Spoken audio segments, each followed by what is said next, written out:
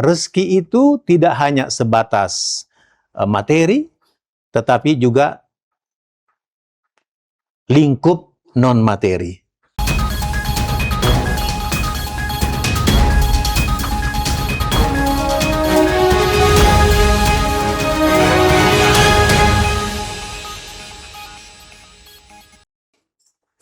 Halo pemirsa, senang sekali saya Lagi Novita Wulandari dapat kembali menyapa Anda dalam Econotalks edisi Ramadan.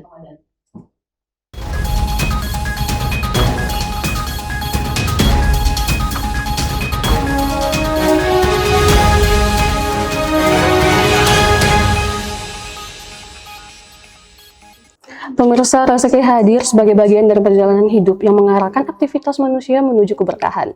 Di episode Econotalks kali ini kita akan membahas bagaimana rezeki dipahami dalam perspektif ekonomi Islam, seperti bagaimana konsepnya, bagaimana tingkatannya, hingga persamaan ekonominya. Topik ini akan kita bahas bersama narasumber kita yang sangat luar biasa. Beliau merupakan guru besar Fakultas Ekonomi dan Bisnis Universitas Hasanuddin. Mari kita sambut Profesor Dr. Abdul Hamid HB, SE, MSI. Assalamualaikum, Prof. Waalaikumsalam warahmatullahi wabarakatuh. Baik, Prof. Pertama-tama kami ucapkan terima kasih ya, Prof. Baik, sama-sama. Senang juga diundang ini lagi.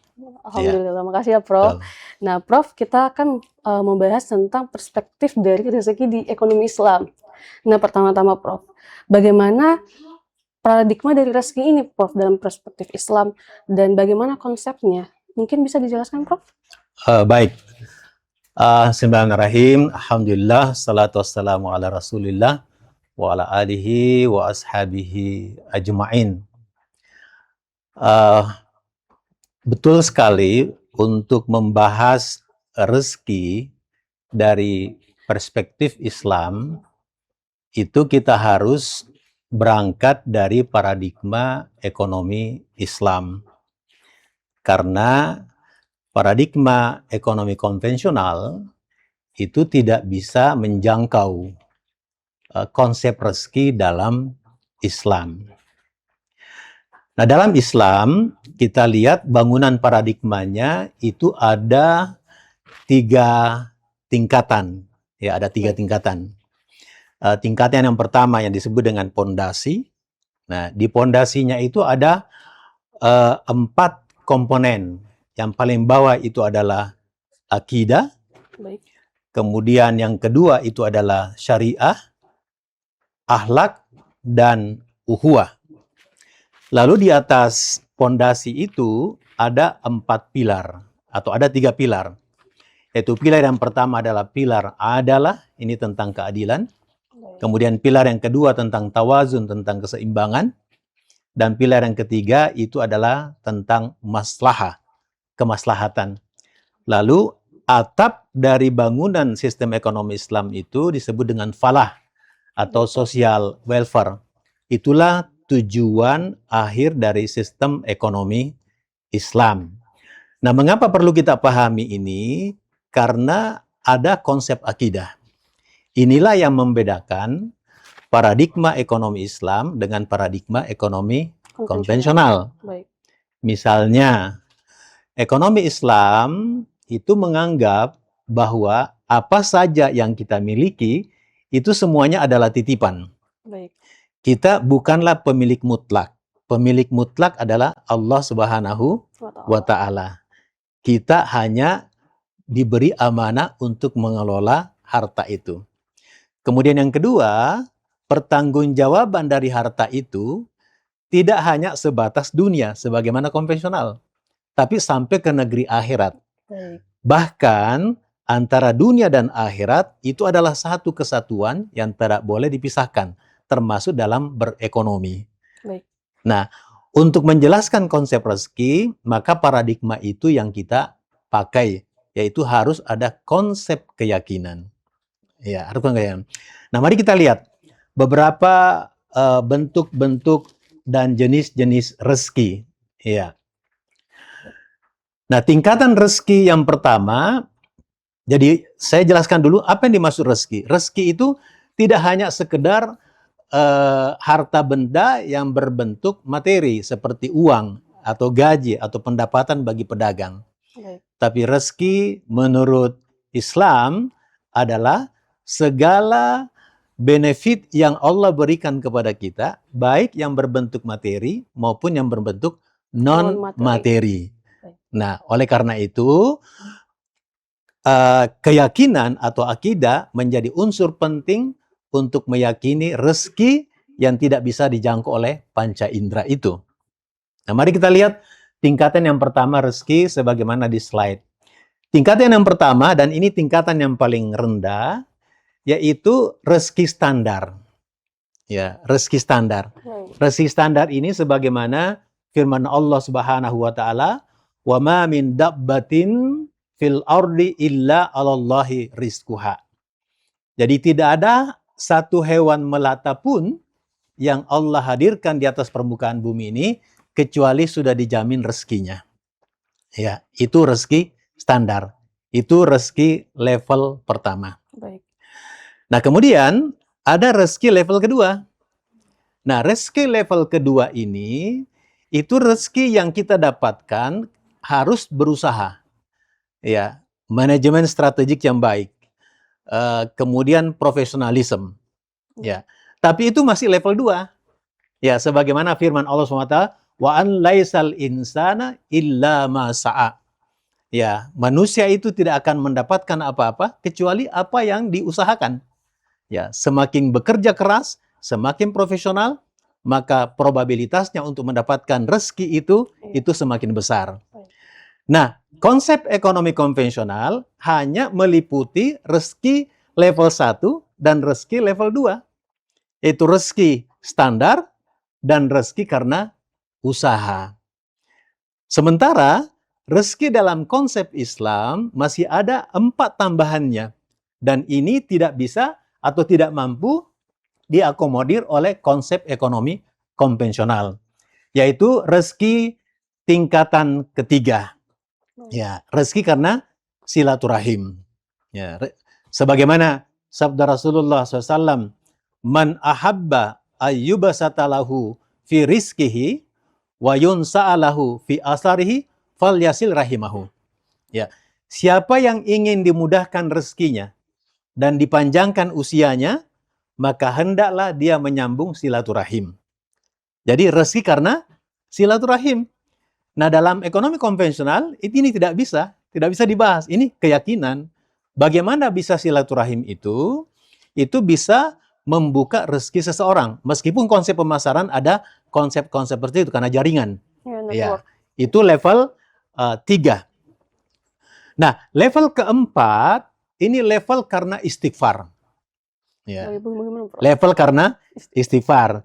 Nah, sebagaimana firman Allah Subhanahu wa taala di surah An-Nur, ya yursilis samaa'a 'alaikum midrara wa yumdidukum bi amwalin wa banina wa yaj'al lakum jannatin wa ja'al lakum anhara.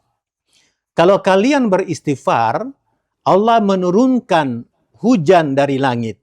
Ya, membanyakkan hartamu dan membanyakkan anak-anakmu dan menjadikan bagimu kebun-kebun dan menjadikan bagimu sungai-sungai. Jadi istighfar itu juga adalah salah satu penyebab rezeki. Ya. Dan ini tidak dibahas dalam ekonomi konvensional. Hanya dibahas dalam ekonomi Islam yang berbasis dengan keyakinan. Itu rezeki level 4. Rezeki level kelima, ini di atas lagi tingkatannya. Ini rezeki karena bersyukur. Ya, rezeki karena bersyukur.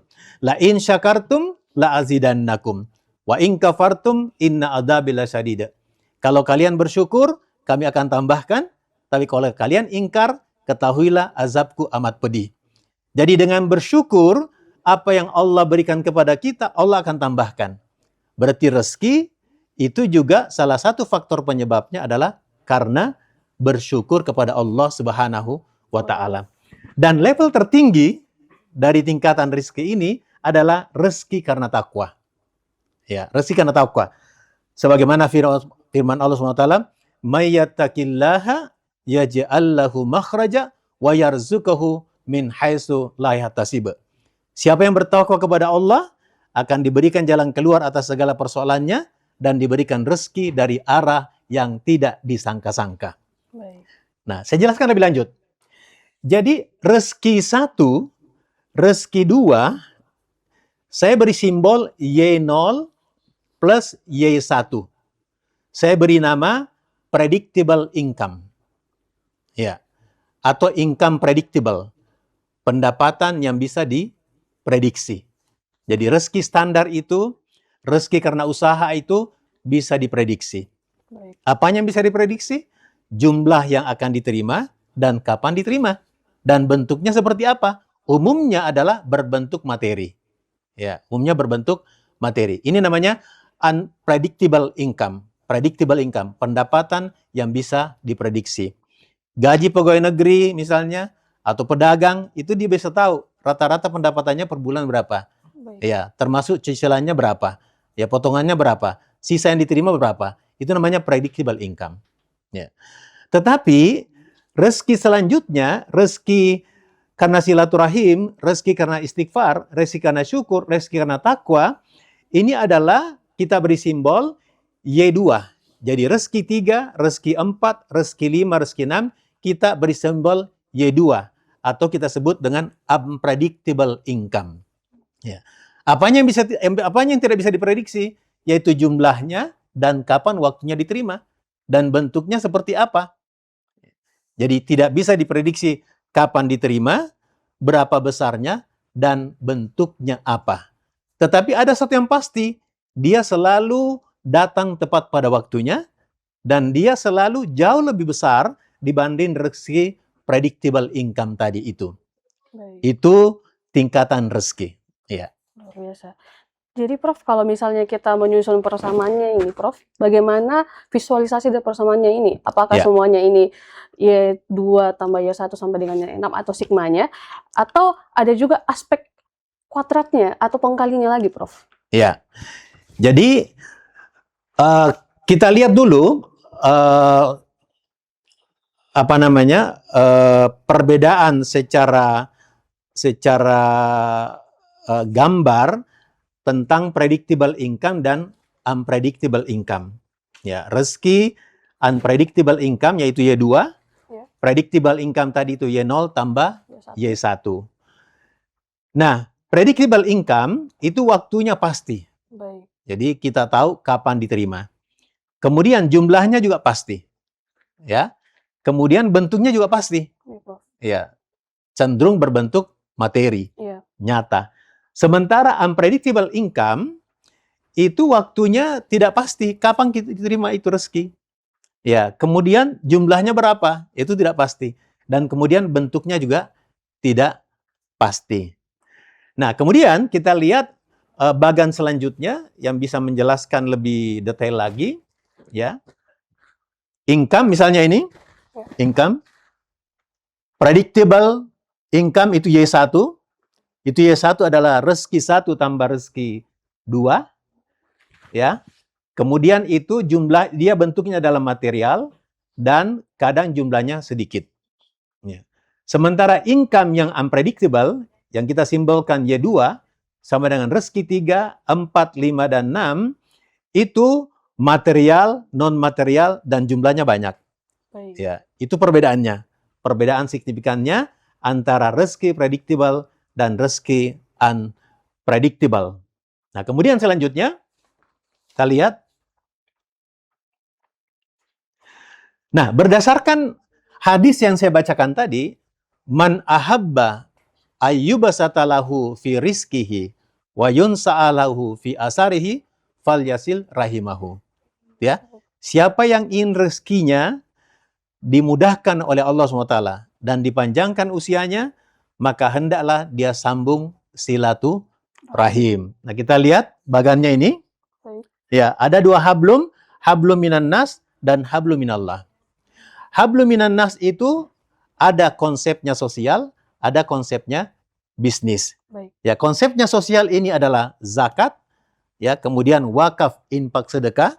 Sedangkan hablum minan nas dalam bentuk bisnis itu investasi. Jadi kalau ada pengusaha menjalankan usahanya, dia itu sebenarnya sudah membangun hablum minan nas. Ya, meskipun konsepnya bisnis, dia merekrut karyawan, dia merekrut karyawan dan dia memberikan gaji atas jasanya, dan kemudian sebagian dari pendapatannya itu disalurkan dalam bentuk zakat. Ini adalah hablum minanas dalam bentuk sosial. Itulah yang disebut dengan hablum minanas. Sedangkan hablum minallah yang tadi itu syukur. Ya, karena Allah berikan rezeki kita bersyukur. Lalu kalau kita berdosa kita istighfar. Ya. Nah, dua inilah kalau digabung, zakat, wakaf, infak, sedekah, kemudian investasi. Syukur ini bentuknya itu ibadah. Ya, bentuknya itu ibadah. Kalau kita bersyukur semakin banyak beribadah, maka Allah akan tambahkan rezekinya. Kemudian istighfar ini adalah istighfar atas dosa-dosa yang selama ini kita lakukan. Karena ternyata dosa-dosa yang kita lakukan itu adalah menutup pintu-pintu rezeki dari Allah Subhanahu wa ta'ala. Jadi dengan menggabungkan hablum minannas dan hablum minallah, maka sustainability rezeki kita itu akan terjamin. Baik. Akan terjamin. Inilah makna man ahabba ayyubasatalahu fi rizkihi wa yunsa'alahu fi asarihi falyasil rahimahu. Jadi dalam dunia bisnis itu rata-rata perusahaan itu bertahan hanya sampai 18 tahun. Ya. Ada yang kurang dari 18 tahun. Ya. Ada 1 tahun sudah mati. Tapi ada yang 100 tahun. Tapi rata-ratanya 18 tahun. Dari sisi generasi, itu perusahaan biasanya dibangun oleh bapaknya, dikembangkan oleh anaknya, lalu dimatikan oleh cucunya. Ya, biasanya 3 generasi itu sudah habis. Tetapi perusahaan yang menerapkan konsep ini itu bisa bertahan sampai ratusan tahun, sampai cicitnya. Ya. Jadi ada perusahaan di dunia ini, termasuk di Indonesia, yang menerapkan konsep hablum minnas dan hablum minallah ini, konsep rezeki ini, maka sekarang sudah anak dari cicitnya yang menjadi pengelola. Baik. Ya, sustainability rezekinya itu terjamin. Itu kira-kira konsep rezeki dalam Islam. Nah, luar biasa sekali konsepnya, Prof. Dan mungkin kita akan membahas tentang bagaimana implementasinya ya, Prof, dalam kehidupan, apalagi dalam pengusaha maupun diri sendiri. Baik. Nah, apa yang menurut Prof dari konsep ini sangat sulit untuk dijalani oleh para pelaku usaha, Prof? Ya, pertama karena masalah keyakinan. Ini tidak boleh kita masuk dengan pendekatan logika, ya, atau pendekatan tanpa ada keyakinan. Misalnya, ya, konsep rezeki dari sisi sedekah. Ya, Rasulullah mengatakan, obati orang sakitmu dengan sedekah. Ini tidak bisa dipelajari di kedokteran ini. Bagaimana bisa sedekah menyembuhkan penyakit, gitu ya? Nah, dalam konsep manajemen risiko, Rasulullah mengatakan sedekah itu mampu menolak bala. Sedekah itu mampu menggeser musibah. Ini tidak dipelajari manajemen risiko. Ini hanya dengan keyakinan. Dengan sedekah, insya Allah orang sakit bisa sembuh. Musibah yang mengancam kita itu bisa bergeser atau tertunda. Itu karena sedekah. Begitu pula tadi syukur. Ya, begitu pula tadi bertakwa. Ya, itu semua hanya bisa dijalankan, diimplementasikan dengan pendekatan keyakinan. Tidak bisa dengan pendekatan empiris, ya, pendekatan logika semata. Harus pendekatan keyakinan atau keimanan. Itulah tadi yang membedakan paradigma sistem ekonomi Islam itu. Iya. Prof, sangat luar biasa. Prof, kita akan melanjutkan diskusi kita tentang rezeki dalam perspektif ekonomi Islam setelah jeda iklan berikut ini. Baik. Tetaplah bersama kami.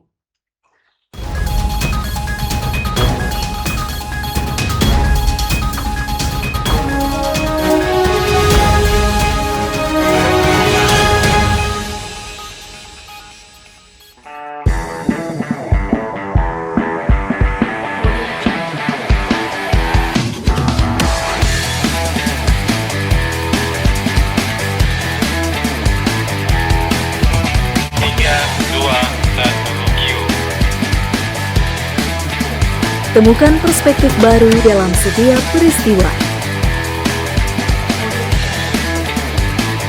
Saksikan Unhas Daily hanya di Unhas TV.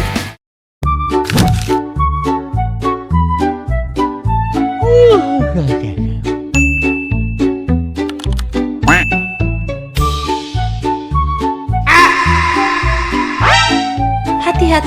konten video pendek yang cepat dan gampang dicerna bikin otak kita ketagihan dopamin instan. Jadinya terus nyari hiburan yang cepat, singkat, tapi ngena. Coba deh, mulai nikmatin konten yang durasinya lebih panjang.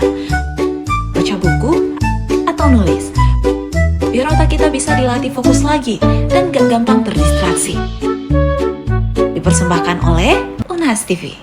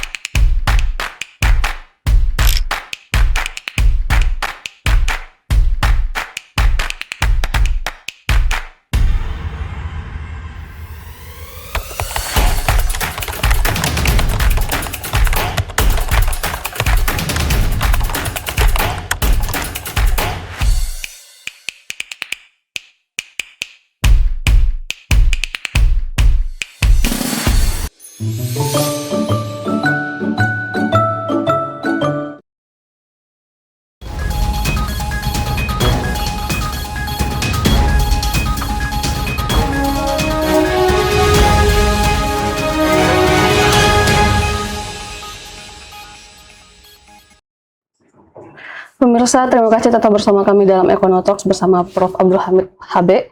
Prof, kita akan melanjutkan diskusi kita. Mungkin kita akan menjelaskan tentang bagaimana persamaan dari matematis dari konsep rezeki ini. Mungkin bisa dipaparkan, Prof? Baik, setelah kita jelaskan tadi berbagai jenis rezeki dan tingkatan-tingkatannya, untuk lebih menyederhanakan, memahami konsep ini, maka kita bisa buat dalam bentuk persamaan. Baik. Ya, jadi rezeki standar itu tadi kita sudah beri simbol Y0. Ya, itu fix. Ya, beriman atau tidak beriman pasti dapat, gitu ya. Karena dijamin oleh Allah Subhanahu wa taala. Y1 itu adalah rezeki karena usaha. Ya, wa allaisal insana illa masa'a. Jadi manusia tidak akan mendapatkan apa-apa kecuali apa yang diusahakan. Ya, kita beri simbol investasi. Baik. Ya, investasi. Jadi semakin profesional, ya, semakin manageable, maka peluangnya untuk mendapat rezeki itu semakin besar. Tapi itu predictable. Iya. Ya, bisa diprediksi kapan diterima dan berapa besarnya. Nah, kemudian rezeki 4, 3, 5, 3, 4, 5, 6 itu kita beri simbol Y2. Ya, itu tadi rezeki karena silaturahim, kemudian rezeki karena istighfar, kemudian rezeki karena syukur, dan rezeki karena takwa. Baik. Nah, saya ganti di sini takwa dengan simbol ziz. Ya, zakat, infak, sedekah, wakaf. Baik. Kenapa saya tidak masukkan di situ takwa? Karena takwa itu sangat konstruk. Ya. Beda misalnya dengan syukur. Yalah, kita bersyukur dengan mengucapkan hamdalah, ya, dengan banyak beribadah, ya, istighfar dengan mengucapkan astagfirullah, ya, silaturahim dengan membangun silaturahim, gitu ya. Baik. Tapi takwa itu sangat konstruk. Ya. Oleh karena itu, bagaimana operasionalisasi takwa itu? Nah, di dalam Al-Qur'an Allah Subhanahu wa taala menyebutkan wasari'u ila maghfiratin mir rabbikum wa jannatin arduhas samawati wal ard wa iddatil muttaqin. Ya, bersegeralah atas ampunan Tuhanmu dan surga yang luasnya seluas langit dan bumi yang diperuntukkan bagi orang-orang yang bertakwa. Nah, siapa itu? Alladzina yunfikuna fis sarra'i wad dharra'i, yaitu mereka yang menginfakkan hartanya baik di kala lapang maupun di kala sempit. Jadi operasionalisasi takwa itu adalah infak, sedekah, zakat, wakaf. Baik. Maka simbol atau alat ukur takwa ini adalah ZIS. Ya, adalah ZIS. Gitu ya. Ya. Nah, sehingga ketika kita jumlahkan Y0 tambah Y1 tambah Y2, itu persamaannya sama dengan alfa ini. Ini koefisien ya, Iya. A fix ya. Kemudian investasi, kemudian ziswaf, kemudian syukur, tambah istighfar, tambah silaturahim. Atau kita ganti Y0, Y1, Y2 ini menjadi Y tunggal, maka kita akan dapat persamaan alfa ditambah investasi, tambah siswat, tambah syukur, tambah istighfar, tambah silaturahim. Ya. Tetapi ada yang ingin saya tambahkan. Ya, ada yang tambahkan. Jadi ada yang disebut dengan order effect. Order effect. Order effect itu adalah efek urutan. Efek urutan. Baik. Ini tidak dipelajari di ilmu ekonomi nih, ya. Hanya dipelajari di ilmu ekonomi Islam dengan keyakinan. Apa itu order effect? Order effect itu efek urutan. Jadi kadang-kadang kita dalam mengambil keputusan itu kita butuh beberapa informasi. Dan ternyata keputusan kita itu tidak hanya didasari oleh sejumlah informasi, tetapi juga dipengaruhi oleh urutan informasi itu. Misalnya informasi bulan lalu, informasi 3 pekan lalu, 2 pekan lalu, pekan ini, dan sekarang.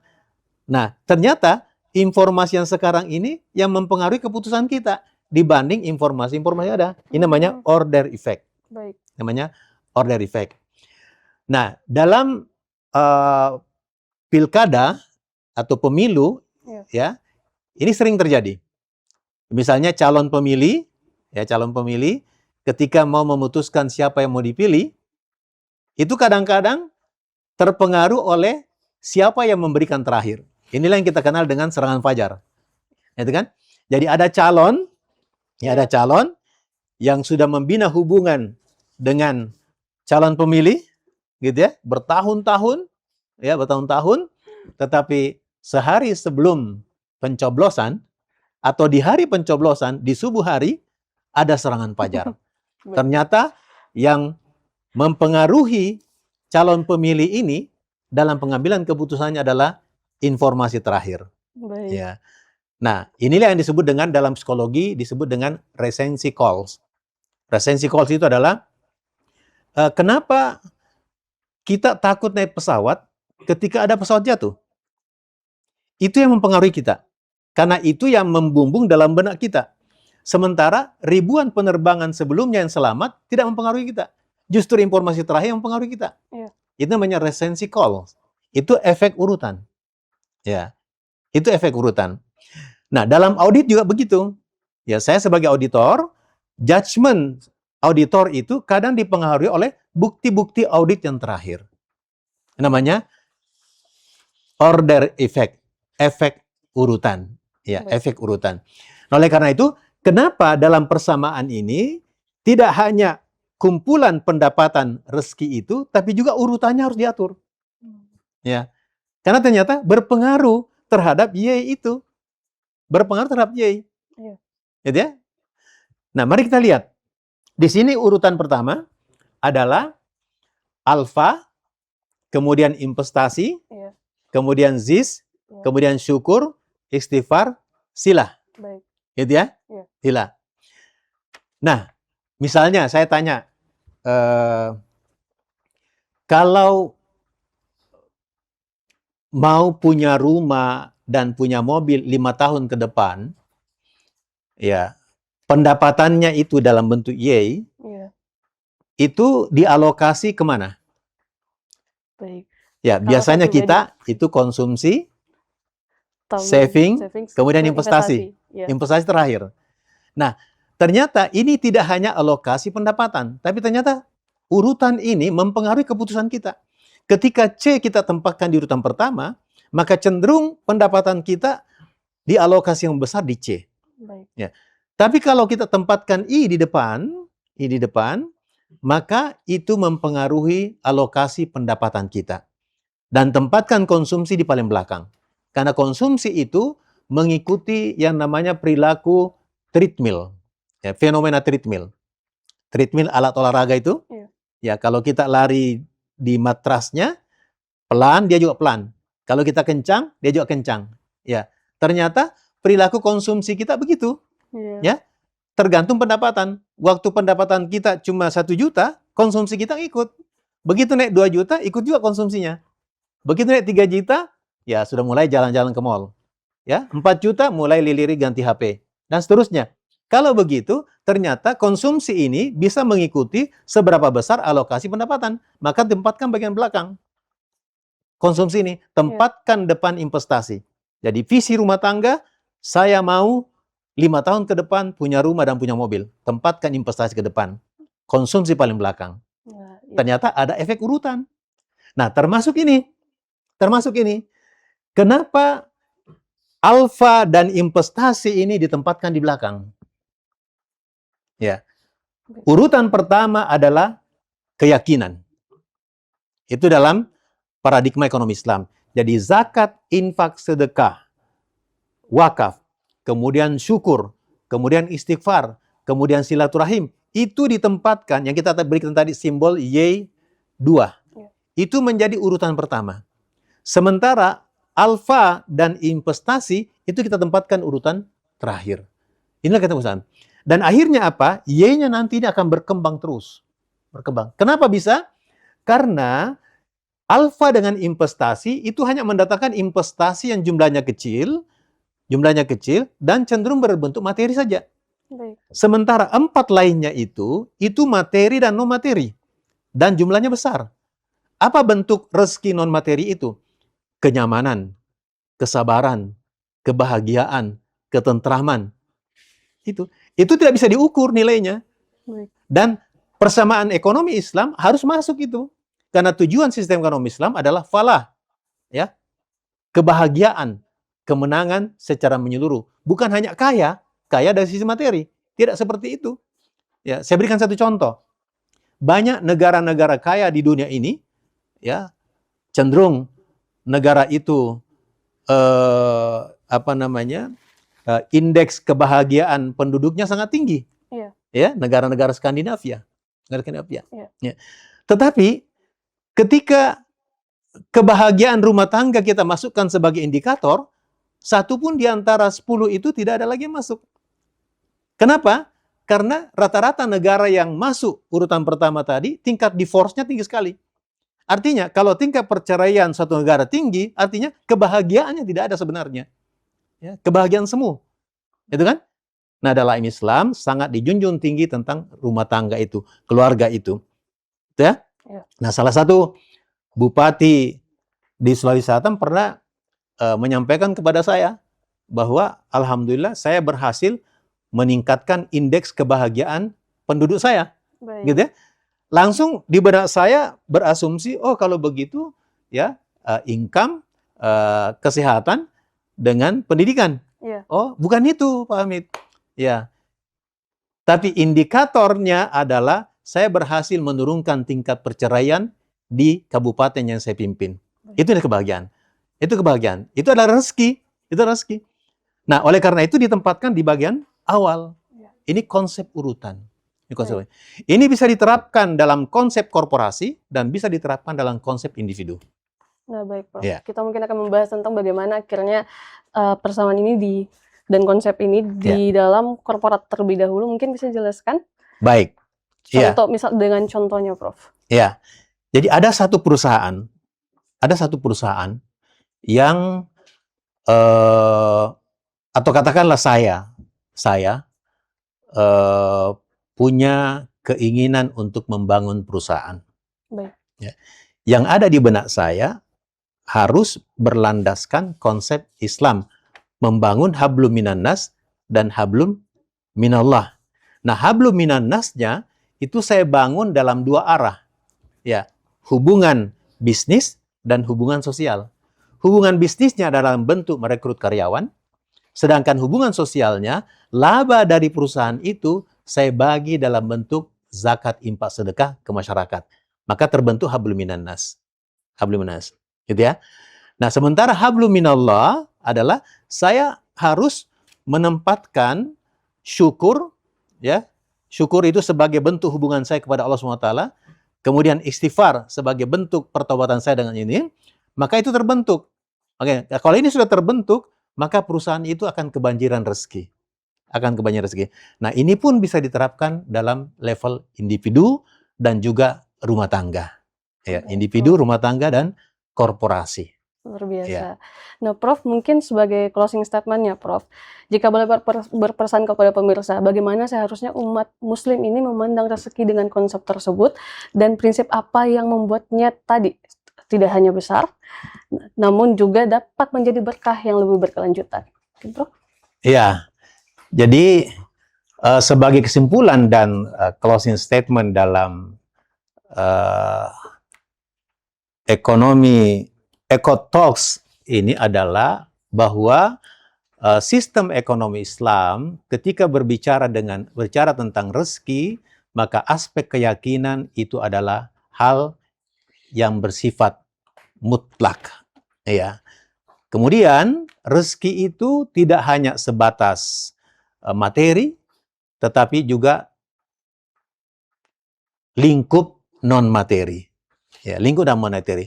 Dan untuk mendapatkan itu, terutama yang berbasis non materi, yang termasuk juga materi, itu adalah membangun silaturahim. Kemudian yang kedua adalah istighfar, yang ketiga adalah bersyukur, ya, dan yang keempat adalah bertakwa kepada Allah Subhanahu wa taala. Itu harus dibawa dengan keyakinan. Maka insya Allah akan mendapatkan rezeki yang dijamin sustainability-nya. Ya. Luar biasa sekali, Prof. Terima kasih atas closing statement-nya. Nah, dari diskusi ini kita kembali menegaskan bahwa rezeki itu bukan hanya materi seperti yang dipandang dalam ekonomi konvensional, namun juga non-materi. Rezeki ini memiliki tingkatan yang bisa diprediksi maupun tidak diprediksi. Yang bisa diprediksi seperti standar dan usaha, sedangkan yang tidak bisa diprediksi seperti yang dikatakan tadi, silaturahim, syukur, dan takwa.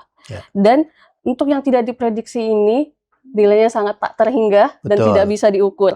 Nah, kita kembali lagi dari tujuan adanya rezeki, ialah menuju kefala.